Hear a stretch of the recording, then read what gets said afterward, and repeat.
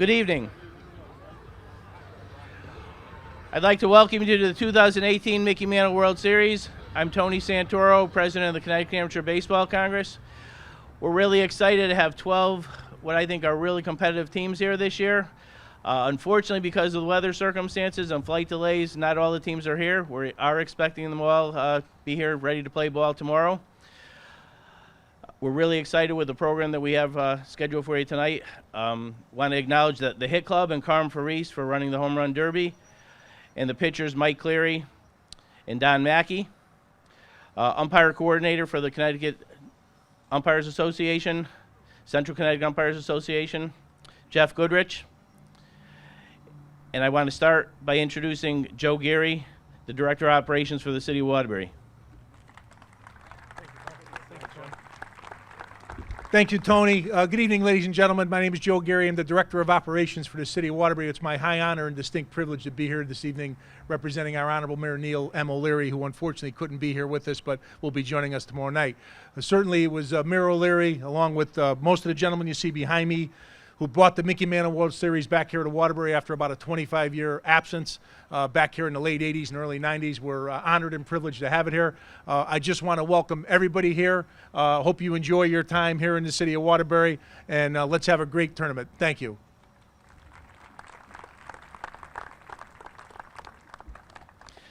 I also want to acknowledge the Police Activities League for offering the concessions tonight for the players. And also want to thank Mark Lombardo, the City Superintendent of Parks and Public Golf Courses. At this point, it's my honor to introduce Richard Neely, the President of the AABC. We're really honored for him to be here. This is the second year that he's been here out of the last 3 years. He comes from Farmington, New Mexico, and I just want to have Richard come up and say a couple words. Thank you. It's really a pleasure to be back in Waterbury. The players, congratulations on making it here. You're going to have great experience. You're going to have great memories developed. But one thing to keep in mind are all these volunteers. They've worked hard for the whole year to put this tournament on, and it's a fantastic tournament. I wish you the best of luck, and may the best team win. Thank you.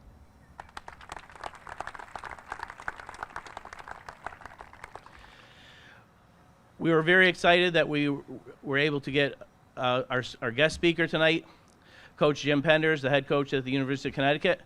I'm going to have Honorable Judge Paul Matasavage come up and introduce Coach Penders.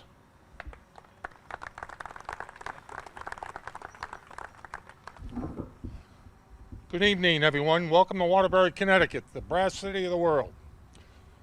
I'm very honored to introduce the guest speaker tonight. The name Penders is well known in Connecticut and throughout the country. I'm starting to date myself, but I remember back in the 60s, I watched a player for UConn basketball by the name of Tom Penders play. And are any teams here from Texas? Okay, well, of course, he was a coach at University of Texas in basketball. He also coached at Houston, University of Houston, along with Fordham, Columbia, Rhode Island. I think I got them all. But he was also not only a good basketball player, but he was a baseball player. He played in the College World Series at UConn, and he also played with his brother, who was Jim Penders Sr. Jim Penders Sr. is a legend in the baseball circles here in Connecticut. He's a Hall of Famer, is a coach, and one of his best players he had was his son, Jim. Jim went to East Catholic. He grew up in Vernon. He then went to the University of Connecticut, was captain of the team in '94. After a couple of years, he came back to UConn, became an assistant coach, and in 2004, he took over as head coach. Now, I don't think you realize, those of you from other parts of the country, how difficult it is to coach up here for baseball in the spring. You know, there's times in March, even in April, where there's 12 inches of snow on the ground here. So it's very difficult for colleges to play. But Coach Penders has been very successful at UConn.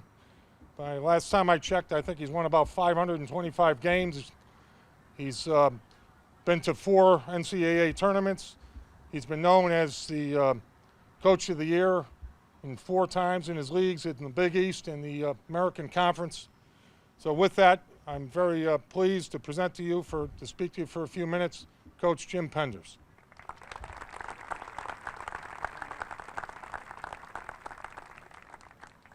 I want to thank you, Judge.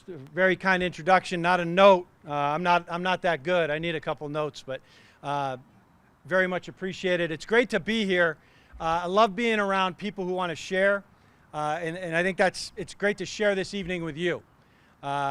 My son is 14 now. When he was about 7 or 8, we were eating breakfast together, and I was on my way to a breakfast speech. I'd been at a speech the night before. I was doing another one later that night. It was just that time of year where I was doing a bunch of public speaking, and my son has a gift for malaprop. If you don't know what malapropism, he messes up the words a little bit. He means one thing, says another. And I was sitting at the breakfast table, and over his Cheerios, he's maybe 7 or 8 years old actually, says to me, "Dad, you're doing a lot of these speeches lately. You're doing a ton of them. How do you do that?" And I said, "Oh, but I just try to be, very brief and self-deprecating." And the next morning, I saw him for breakfast again, and he said, "So, Dad, how'd it go last night? Did you do okay at the speech?" I said, "Yeah, but I think it went okay." "Really? Did you do any of that brief self-defecating?" We're going to try to avoid that tonight. But I did say, I opened by saying I like to share. I think it's the best lesson we all learned in kindergarten. My kindergarten teacher, I remember it like it was yesterday, gave us a table of 7 kids or 8 kids, gave us a box of 5 Crayola crayons and said, "I want you to use every color in that box and make a pretty dog on the first day of school." Taught us a lesson to share. It wasn't going to be a very nice drawing if we weren't able to share that day. And I think it's the best lesson there is. This is what this tournament is about. This is why you play the games, to share, believe it or not. There's only going to be one trophy at the end of the tournament. But if you learn how to share along the way, it's going to be that much more of a rewarding experience. So if you'll bear with me for a second, if you could just all kind of think about the absolute best moment of your life. Okay, just think about that best moment. I'm not going to ask you what it is, but I'd ask you to think about it simply to feel it. I bet you were with at least one other person in that moment. I'd bet that you weren't alone in that moment. Okay? There's a reason for that. We come into the world, we've got a family, we're part of a family. You leave on your own. You leave alone. Okay? The best moments are shared. The best moments are shared. And whether we like it or not, it's human nature to want to share. You think about the worst punishment there is. It's solitary confinement. That's the worst possible thing, right? We all should want to share. From what I can tell about the people here tonight, and I know the folks of Waterbury, that kind of spirit is here. You're going to be embraced by that over the next several days. I ask you to, please enjoy it, and please share yourselves with our community here. A few years ago, I had an opportunity to help a teammate. His name was Mike Galati. He played on this field with me when we were teammates with UConn. And he had a problem. He had a degenerative liver disease. And he had probably just about a year and a half to live, but he was not going to qualify for a cadaver liver.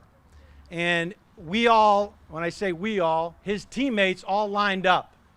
And it was a privilege and an honor to be able to be considered at Yale New Haven Hospital to donate part of my liver. It didn't wind up matching. It didn't wind up being a fit.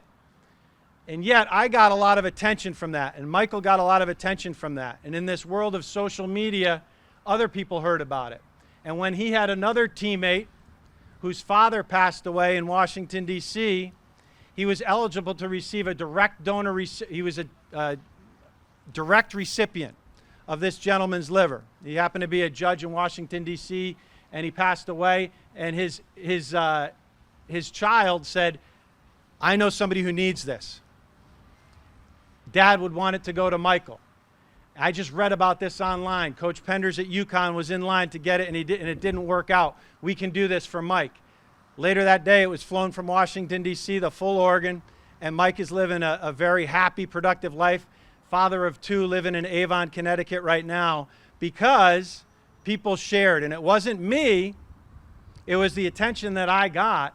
But at the end of the day, somebody was thinking about being a good teammate. If you all can be good teammates, it's one of the most powerful things you can be. Now, the judge talked about my father, and my two favorite compliments in life are you're just like your dad, and you are a good teammate. You're a good teammate. Think about how you can be a good teammate. Okay? Don't be afraid to call each other out. If you're doing the right things 24 hours a day, 7 days a week to help your team, then you owe it to that guy that might be shortchanging you to look him in the eye and not text him. Don't Snapchat him. Look him in the eye and tell him, hey, run that one out. Run that one out. If somebody did that for Gary Sanchez a few years ago, talk radio would be a lot quieter today. Right? Demand more of each other. That's what's being a good teammate is. Not looking the other way. That's the easy part. Okay? Demand more of each other. It's a great game. There's tons of failure in it. You all play the greatest game on the planet. 3 out of 10 times you fail, right? And yet it's the greatest game there is because it teaches us more about life than any other. 7 out of 10 times you're going to fail, okay? There's no other sport like it. Run around for soccer for 40 minutes. Never touch the ball. Mommy and Daddy can take you for ice cream and said you had a great game. And I love soccer. It's a great game, but it's not as great as baseball. Complete 3 out of 10 passes in football. Make 3 out of 10 shots in basketball. That's not very good. You're not playing very long. Okay, but you're successful 3 out of 10 times in baseball over a 10-year Major League career, you're in the Hall of Fame. Okay, it takes mentally tough people to play this game. Parents here tonight, let them fall down. Let them fail. They'll surprise you when they dust themselves off and get back up. And it's tough. I know, as a parent myself, it's tough to not step in and try to dust them off and say, it's okay, you struck out 3 times. No, it's not okay. It's not okay. Do better next time. My father, who the judge referenced, coached for, I think, about 44 years at East Catholic High School in Manchester. He had a very successful career, but he said if he could come back and do it all over again in a second life, he'd love to coach in an orphanage. Thinks that would be the greatest job there is, because it'd be direct coaching. So often today, we parents tend to get in the way. We want to pick them up before they pick themselves up. So please resist that temptation. I think too often nowadays we're all obsessed with what's next. What's next instead of being in the moment. What is important now? We talk about in our program all the time. What's important now? W-I-N. It sounds like a result, but it's really a process. What's important now? How can I be completely absorbed in this moment? There's less people playing our game today than there were 10 years ago in this country. And I think that has something to do with the amount of failure in it. But I think we also need to adjust how we deal with our kids playing these games and let the coaches coach. Too often we're obsessed with which travel program should they be with, which facility, which private lessons are best. The parents are always asking us, what do you look for in recruits? Well, we look for multi-sport athletes. We look for guys that play more than one sport and don't specialize too early. We look for guys who are going to love the game when they get to us and aren't burned out because they're doing it 12 months a year. Okay, so think about different ways that you can cross-train. Because 4th and 1 is the same as 3 and 2 bases loaded. You know, having to make a free throw with no time left on the clock is 3 and 2 bases loaded. It's cross-training. Look at the Dominican Republic. 1 out of 3 children in the Dominican Republic grows up in poverty. 1 in 10 in this country grow up in poverty. They run it. 1 in 20% of the Dominican Republic, the children grow up in shacks without running water, without proper sanitation or sanitation in the house. Think about that. They're incredibly motivated. Incredibly motivated. There's more Americans playing in the big leagues than any other country, and yet the Dominican Republic is second. And it's not even close to our population. They're hungry. They're really hungry to get off that island. You young men are blessed. A lot of those kids from the Dominican are playing with milk cartons for gloves. Okay? Taped up balls.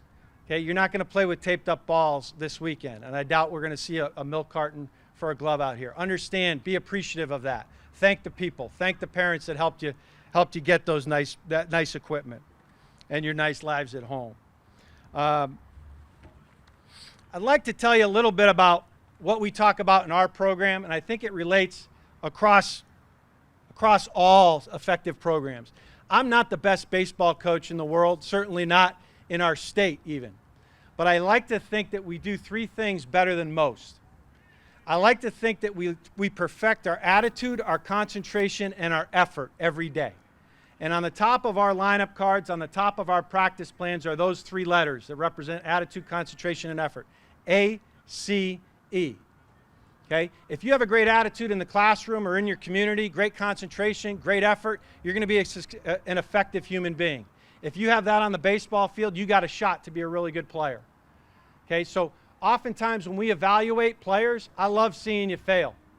I don't want to see you strike out 10 times in a row, but I don't mind seeing an error or a strikeout because I go down the line and I'll look into that dugout and I'll see how does he handle that. Does he go to the end of the bench and sulk for a few batters, or does he go to the top step and cheer on his teammate who's got to pick him up now and drive in the run because he didn't get it done? Okay? We carry stopwatches, and you'll see us here this weekend. We carry stopwatches for pop times, for home to first times. We also carry them, I carry them, to see how fast does that center fielder get to center field after he strikes out with the bases loaded, as opposed to when he gets the bases clearing double in the fourth inning. Is there a big time difference?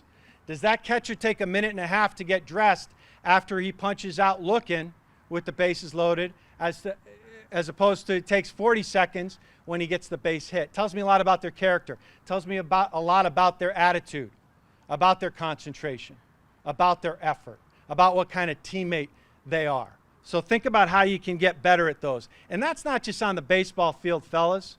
That's at home. How many of you guys complained to your mom or dad this week? Yeah, I saw a few hands. I bet there's a few more than that. How about getting up the first time the alarm goes off? How about making the bed? Right, moms? Without being asked. How about getting up the first time mom calls up the stairs? That'd be a great change, okay? And something to make you a little bit more effective. Freshman year, our freshmen, if we get them out of bed and eating breakfast, if we get them out of bed and eating breakfast in their first semester with us, it's a huge accomplishment. And I'm dead serious. It's a huge accomplishment. We talk about those things. We make sure of them. Okay, because if it takes us 2 or 3 semesters, they don't last with us. They go somewhere else. They're not effective. You're either getting better or you're getting worse every single day. We're never staying the same. It's like the Dow Jones. Okay, you want to feel like you're getting better every single day. Athletically, academically, socially. Okay? Get better, don't get where you want to be doing this, not this. We're going to be doing a little bit of this every day. But you're not staying the same. Your program is the same. Okay? Your program is the same. It's either getting better or worse, and you're a big part of that. If you get better or worse, that's how your program goes. So accountability starts with you, and it's going to show up out here. If you don't address that shortstop that doesn't run out the ground ball, if you don't address that catcher that takes longer to get dressed when he doesn't come through, that's going to show up in your play eventually. Maybe not in the first game, maybe not in the second game, but it will show up eventually. You owe it to yourselves, you owe it to your teammates to demand more. There's such an emphasis on the individual today. You watch SportsCenter and you'll see guys pounding their chest or posing after the home run or bat flipping, drawing more attention to themselves. I'd ask you guys to think about deflecting attention from yourselves. If you get asked by a reporter this weekend, hey, you did a great job, you went 3 for 3, you hit a home run, what does it mean to you? Deflect the credit. Deflect it. Say your coaches did a great job preparing you. I was looking for fastballs away because that's what we worked on in batting practice. Okay? Think about how you can compliment a teammate in that moment. Deflect the credit. Don't just take it on. If you screwed up, if the winning run went through your legs in the 9th inning, wear it. Wear it. Say it's my fault. Okay? You'll be so happy when you do that because you know what you're going to get? You're going to get your teammates' support. You're going to get the pat on the back because you took all that. you took it, and you're going to get lifted up. You're not going to be disappointed by your teammates as long as you're responsible and accountable. I'm going to leave you just with 3 stories of former UConn baseball players that I think reflect attitude, concentration, effort, and being a good teammate. We had a gentleman by the name of Kei Kayakawa. He just passed away 2 Decembers ago. I think he was 93 or 94 years old. Kei was a little pitcher from Hood River, Oregon. And in 1942, he was attending the Oregon State University, where he was a 5'2", believe it or not, football player, baseball player, first generation Japanese American. 1943, he couldn't go back to school at Oregon State. We had a relocation program in the country for first, second generation Japanese Americans living on the West Coast. And those Japanese Americans had to go to camps inland, away from the coast, during World War II. Kei was one of several students from the West Coast that came to my university, to UConn. It's one of about a dozen institutions on the East Coast that welcome these Japanese Americans to finish their studies on the East Coast. He was part of our team for 2 years. The war ended. He went back to Oregon State, graduated with a degree in agriculture, spent 2 years studying that at UConn, and finished at Oregon State, where he started after the war was completed. And he came back to visit campus. I got to know him a little bit. He used to send great apples from his orchard in Hood River every Christmas. Every winter break, we'd get a nice big box of fruit from Kei Kayakawa's orchard. I invited him when we went to Oregon State to attend our game against the Beavers. I said, this will be awesome. In 2012, we're going to play Oregon State, and Kei is in his late 80s at this point. He's in a wheelchair. He came into the stands. They wheeled him up. And about 10 minutes before game time, I had every one of our uniformed players go up and greet him and take a picture and shake his hand, thank him for attending the game that day. When he passed away 2 Decembers ago, and we beat Oregon State that day, as a matter of fact, he brought us a little luck. We came back, and a few years later, 2 Decembers ago, Kei passes away. In his obituary in the local paper, he had a UConn hat on. The second paragraph was dedicated to that one day in 2012, when he talked about one of the greatest days of his life was watching both teams he played for in Corvallis, Oregon, and got to see the UConn baseball team and greet every single one of them in the stands that day. It took us 5 minutes. It took us 5 minutes and a little bit of kindness. That's it. It cost nothing to be kind. It cost us 5 minutes, and it made this guy's day, and it was as a whole paragraph in his obituary. Think about the impact you can make just by being a little bit kinder today. Made a big impact on Kei Kayakawa. A few years after Kei played for us in 1950, a guy by the name of Richard K. Love suited up for the Huskies and helped beat Yale University. It was the first time we beat Yale in any sport in New Haven. He won the ball game that day. In 2011, November, I got an email from a friend of his that was at his deathbed. He had gone into business and insurance, started his own insurance agency in New London, Connecticut, very successful, very happy, healthy family. They were with him at the very end. Well, he asked one of his daughters to go get out of a shoebox in his closet. There's a baseball in there. I want you to bring that to me. He's about to take his last couple breaths. He has the baseball in his hands.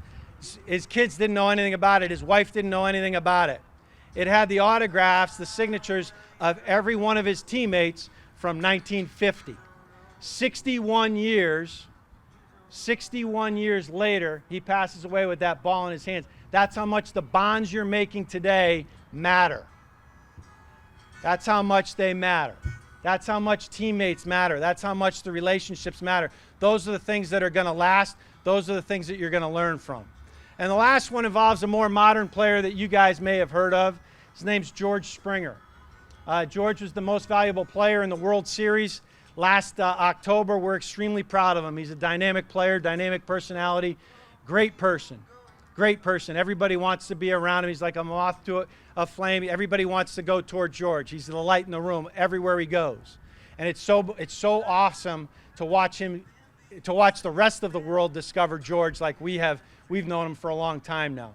But anyway, in 2011, we were playing Clemson University in the regional championship game.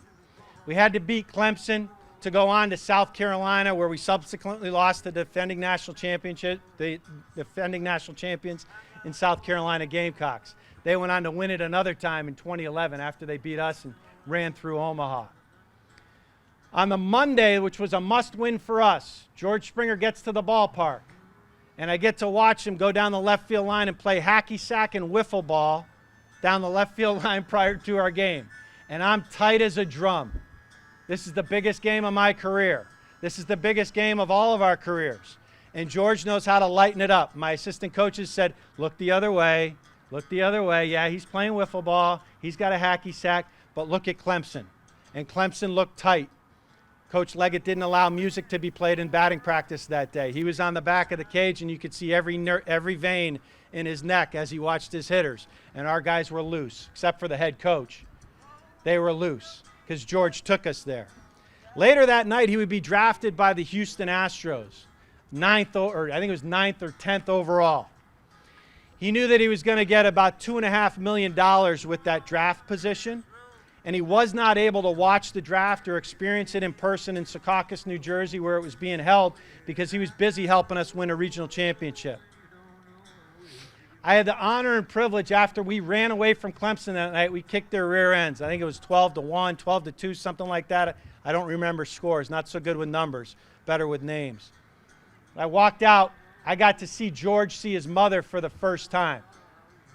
He knew he was drafted during the course of the game. He knew it was the Astros. He knew it was big money.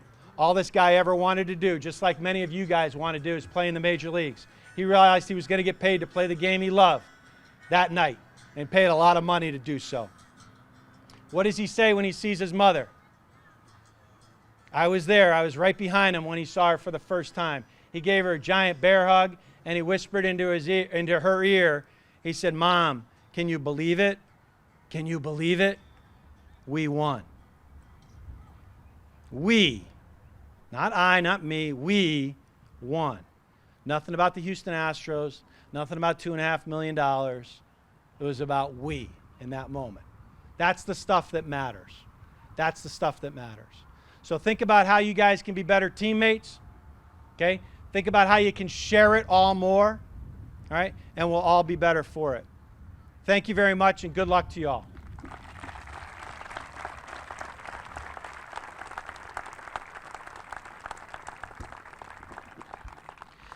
Thank you very much, Coach Penders. That was great. Before we turn it over to our public address announcer, Kyle Brennan, to take us through the home run derby, I just want to take a minute to acknowledge the most important person on the field here. Person that nobody works harder or longer to make this a great event, and that's our co-tournament Mickey Mantle World Series director, Ray Brown.